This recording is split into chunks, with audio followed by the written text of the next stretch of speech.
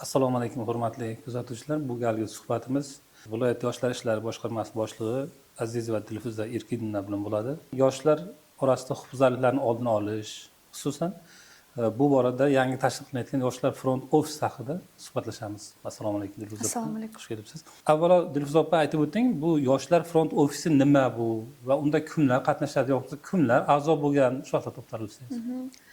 Rahmat. Yoshlar front ofisi yangi tashkil qilingan loyiha hisoblanadi.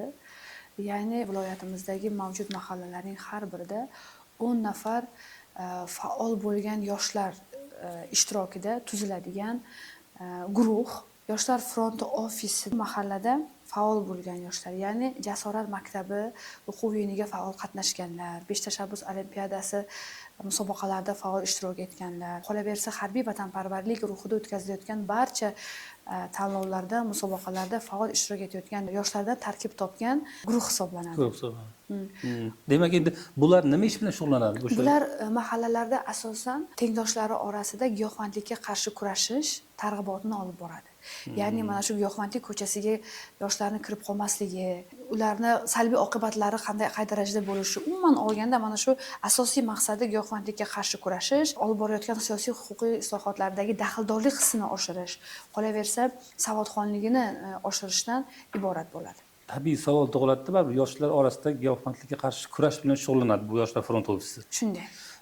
Qarshi kurash uchun avvalo qo'lda ularda qurol bo'lishi kerak-da, to'g'rimi? Ularni kim qurollantiradi deylik, qanaqadir raqamlar bilan, qanaqadir ilm bilan, qanaqadir ma'lumotlar bilan. Avvalasi mana shu guruh necha kishidan tashkil topadi? Ular 10 kishi bo'ladi.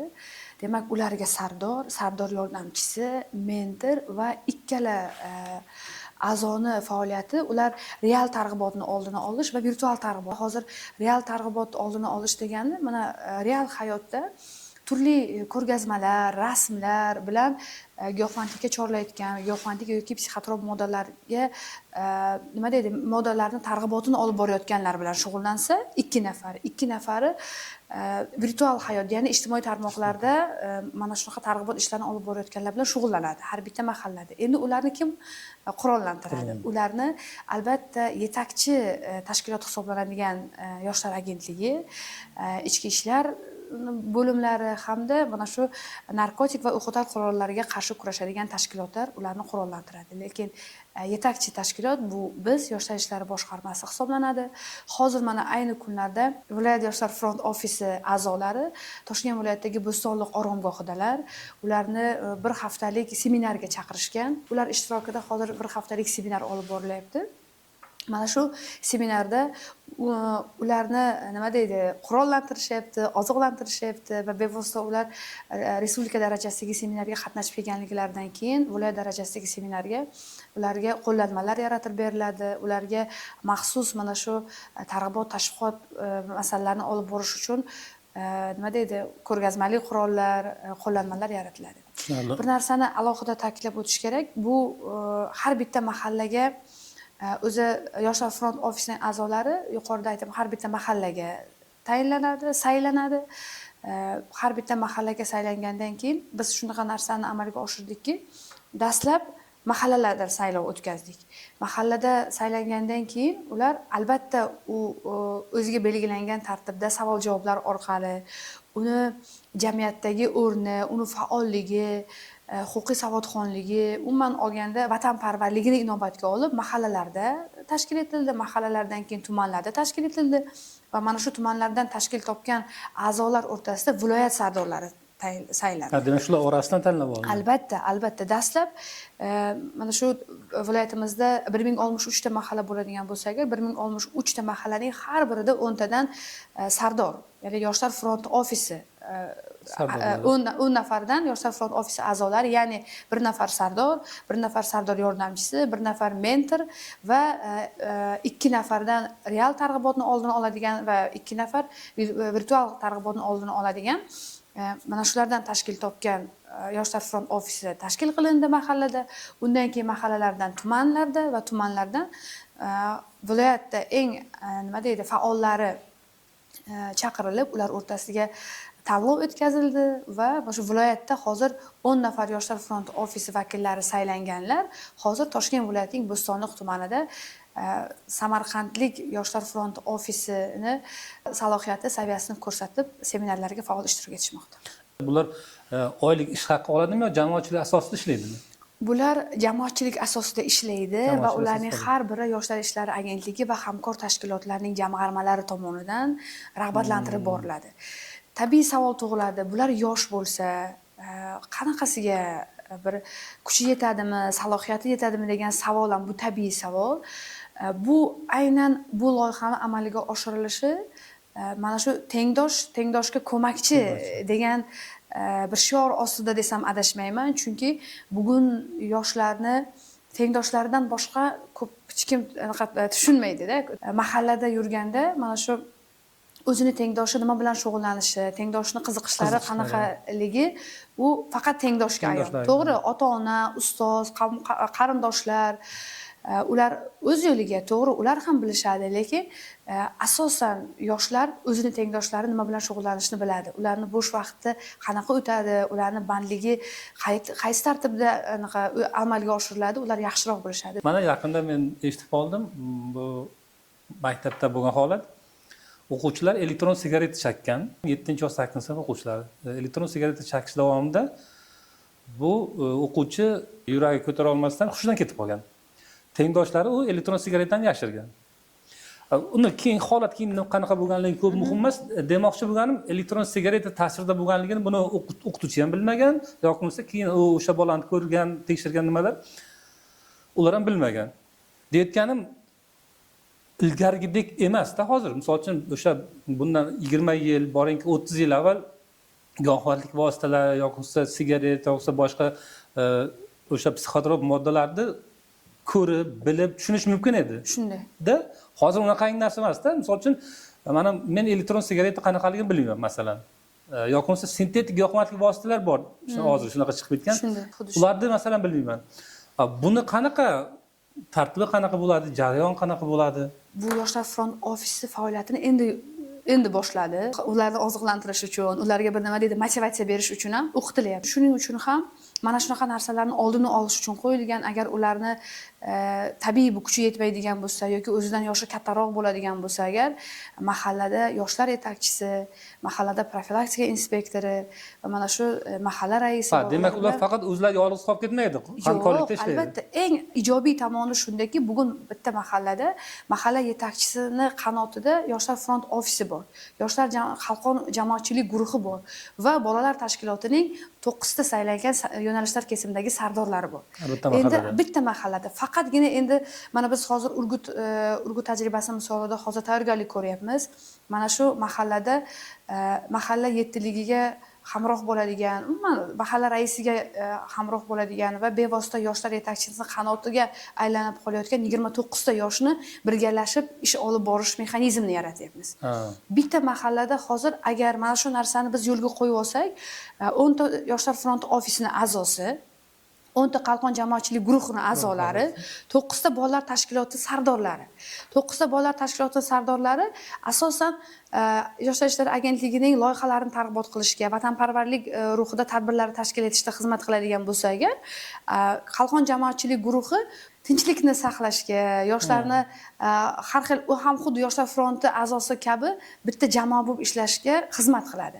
Hozir to'g'ri mahallalarda xuddiki bular alohidadek bularni birlashtirish uchun mana shu yagona mexanizm yaratyapmiz. Bunga tayyorgarlik ishlari olib borilyapti. Nasib bo'lsa mana bu hafta Urgut tumani misolida mana bitta mahallada mana shu 29 ta jamoatchilik asosida tashkil qilingan yosh va bitta yetakchi qanaqa ishni amalga oshirish kerak degan mexanizmni shakllantirib amaliyotga tatbiq etadigan bo'lsa agar, shundagina biz yoshlarni bandligi qanday tashkil qilinyapti, yoshlarni bo'sh vaqti qanaqa tarzda olib boryapti, soat 6 dan keyin yosh qayerga boryapti. Aslida bir 3 yil oldin maktabigacha va maktab ta'lim vazirligi bilan tuzilgan Yoshlar ishlari agentligining memorandumi bor.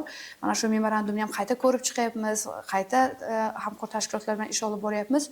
Soat 4 dan kechki soat 4 dan kechki 11 gacha maktablardagi sport zallari va kutubxonalardan foydalanish tartibi belgilanib, mana shu ikkala hamkor tashkilot memorandum tuzgan edi. joylarda, ba'zi joylarda bu yaxshi amalga oshirilyapti, lekin shunaqa guruch ko'rmaksiz bo'lmaydigandek ba'zi shunaqa joylar borki, yetakchilarimiz balkim oqsar, balkim boshqa masalalar bor, obyektiv subyektiv sabablar mana shu narsa oqsab qolyapti.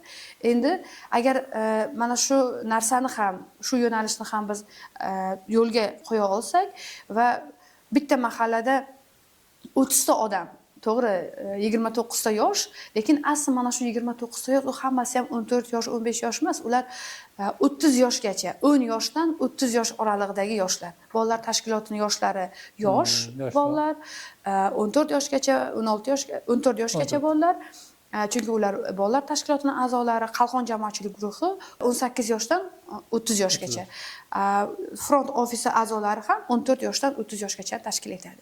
Mana shu yerda turli yosh toifalari bor, turli xarakter xususiyatlar bor. Agar men o'ylaymanki, mahallada mana shu 30 ta yosh mahalla raisi bosh birgalikda ish olib boradigan bo'lsa agar, albatta siz aytayotgandek giyohvandlik moddalari, har xil turli sintetik vositalar, o'sha elektron sigaretalarga nima deydi, ularga 100% taqiqlay olmasmiz. Ota-onalarning yordamisiz biz hech narsa qila olmasmiz, lekin qaysidir ma'noda keng tarqalishini oldini olishga erishamiz. Urgut misolida tayyorlayapmiz deganingizga bitta holat esimga tushib ketdi. O'tgan yili Urgutdagi maktab direktorlaridan bittasi giyohvandlik moddalarining savdosini qo'lga tushganda, maktab direktori. Bu demak bu o'sha yoshlarimizni tarbiyalayotgan, mayli o'qitayotganligini hisob qilmaylik-da, tarbiyalayotgan muassasaning rahbari sifatida bu giyohvandlik moddasining savdosi bilan qo'lga tushyapti. Nima demoqchimni tushundingizmi? Bularga tarbiya beradigan odamni o'ziki tarbiyaga muhtoj bo'lib turibdi. Bunaqangi holatlarga qanaqa nima qiladi? Front ofis nima qiladi? Yo'qsa yoshlar ishlari boshqarmasi nima qila olishi mumkin bunaqangi holatlarga? Yo'q, bu albatta bunaqa salbiy holatlarga yoshlar ishlari boshqarmasi, shaxsan o'zim pedagog sifatida buni qoralayman. Maktabgacha va maktab ta'limi boshqarmasi bilan birgalikda bir alohida bir reja qilib olishimiz kerakdir. Balkim mana shu pedagoglarning salohiyati qanaqa, to'g'ri, biz vakolatimizga kirmaydi, yoshlar ishlari agentligi yoki yoshlar ishlari boshqarmasini vakolatiga kirmaydi bu narsa. Bu maktabgacha va maktab ta'limi boshqarmasiga kiradi. Lekin hamkor tashkilot sifatida targ'ibot ishlarini olib borishimiz kerak bo'ladi. O'zi umuman viloyatimizda yoshlar orasida giyohvandlik yoki psixotrop moddalarga moyil yoshlarimiz o'rtasida ahvol qanaqa, holat qanday bugun? Umuman xavotirga o'rin bormi? O'tgan davr mobaynida, ya'ni 2025-yilda viloyatimizda 141 nafar yoshlarimiz giyohvandlik va psixotrop moddalarga moyilligi bo'lgan, mana shular aniqlangan va mana shu aniqlangan yoshlarimiz otaliq olingan yoshlar ro'yxatiga kiritilib, huquq-tartibot organlari, ya'ni mudofaa, qolaversa favqulodda vaziyatlar boshqarmasi hamda ichki ishlar boshqarmalariga biriktirilgan. Tizimni mas'ul rahbar va xodimlari o'zlariga biriktirilgan yoshlar bilan alohida individual tarzda ish olib borishyapti. Ularning har biri uchun individual rejalar tuzilgan va ularni sog'lomlashtirish maqsadida turli tadbirlar, endi sog'lomlashtirish deganda jamiyatga qaytarish, ularning bo'sh vaqti, bandligi, ishlashi, muammolari, umuman olganda ijtimoiy muammolari, ijtimoiy maishiy muammolari bilan qiziqib, ularni bartaraf etish uchun ularga biriktirilgan va bugungi kunda bu viloyatimizda rahbarlarimiz otaliq olingan yoshlar bilan, umuman olganda og'ir toifadagi yoshlar bilan uchrashuvlar o'tkazilib, ularni shu muammolarni yechish choralarini, qanaqa muammo bo'lishidan qat'iy nazar tizimli ravishda ishlar olib borilyapti. Shu o'rinda mana bu yoshlar ishlar boshqarmasining boshlig'i, umuman yoshlar front ofisini viloyatdagi rahbari sifatida ota-onalarga aytadigan biror bir fikringiz bormi? O'tgan vaqtlar davomida 141 ta yoshlarning giyohvandlik va psixotrop moddalarga moyilligi borligi, bu bir qaraganda viloyatimizdagi 1 milliondan ortiq yoshning oldiga kam bo'lishi mumkin. 100 ta kichkina raqam bo'lishi mumkin, 141 ta 100 tadan oshiq. Lekin ularning bittasichi. Masalan, har bitta ota-onani, har bitta mana shu yaqin qarindosh bo'ladimi, qo'ni-qo'shni bo'ladimi, o'sha mahalla kuy bo'ladimi, mana shu bu raqamlar har bir kishini sergaklikka tortishi kerak. Ota-onalarga o'zlarining farzandlari bilan bevosita ish olib borishlariga, har bitta yosh darsdan keyin bo'ladimi, ishdan keyin bo'ladimi, nima bilan shug'ullanayotganligini ota-onalar nima deydi, bir e'tiborli bo'lishlarini so'ragan bo'lardim, ham iltimos qilgan bo'lardim. Bugun ota-onalarimiz ish bilan band, bugun ota-onalarimiz to'y qilaman, boshqa qilaman, o'zimni nima deydi, orzu havaslarim bor deb chet ellarga ketishadi. Afsuski, juda ko'p holatlarda mana shu giyohvandlikka moyilligi bor yoshlarimiz, umuman olganda jinoyatchilik yo'liga kirib qolayotgan yoshlarimizning aksariyati ota-onalari chet davlatlarda qarovsiz holatda qolishadi. Shuning uchun ham shu yoshlarimiz mana shunaqa yo'llarga kirib qoladi. To'g'ri, biz ularning huquqlarini poymol qilmoqchi emasmiz. Har bitta inson o'zini shaxsiy hayotiga ega, o'zini farzandining tarbiyasiga o'zi mas'ul. Lekin mana shu viloyat yoshlar tizimining rahbari sifatida shu viloyatdagi ota-onalarimizga faqat iltimosim va talabim yoshlarni bo'sh vaqtini qay darajada o'tkazishiga e'tiborli bo'lishlari. Ularni ishdan keyingi holatlari 30 yosh katta odam bo'ldi deymizda. 20 ga kirgan yosh deydi, lekin mana shu yoshlar oralig'ida juda ko'p jinoyatlar sodir etilishi, mana shu yoshlar oralig'ida shu giyohvandlik moddalariga ruju qo'yishlar ham juda ko'p. Bugun davlatimizda yoshlar uchun imkoniyatlar juda ko'p. Sanab sanog'iga yetmaysiz. O'qish bo'ladimi, kasb tanlash bo'ladimi, tadbirkorlik bo'ladimi? Faqat undan foydalanish kerak. Shu har bitta yosh, har bitta bizni tinglab turgan ota-ona yoki yosh shu mahallaga bir kirib, mahalla yoshlar yetakchisini bugun yoshlarga yaratilgan imkoniyatlar juda ko'p ekan. Ular o'zi nima u? Mana yoshlar front ofisi bor ekan, xalqon jamoatchilik guruhi bor ekan, bolalar tashkiloti sardorlari bor ekan. Ular nima? Biz mana shunaqa narsani eshitib qoldik desa, ham o'zlariga to'liqroq ma'lumot olishadi, ham mana shu bizdagi joylardagi vakillarimizni yana bir sergaklikka, ularni yana bir mas'uliyatni oshirishga yordam bergan bo'lishardi va o'zlarining hissalarini qo'shgan bo'lishardi. Dilfuza opa, katta rahmat. Mazmunli suhbat, yaxshi ma'lumotlar uchun. Rahmat sizlarga ham. Biz doim hamkorlikka tayyormiz va yoshlar masalalari qaysi yo'nalishdagi yoshlar masalalari bo'lmasin, Yoshlar ishlari agentligi, Yoshlar ishlari boshqarmasi doim ommaviy axborot vositalari bilan hamkorlikda ish olib borishga ochiqmiz. Rahmat.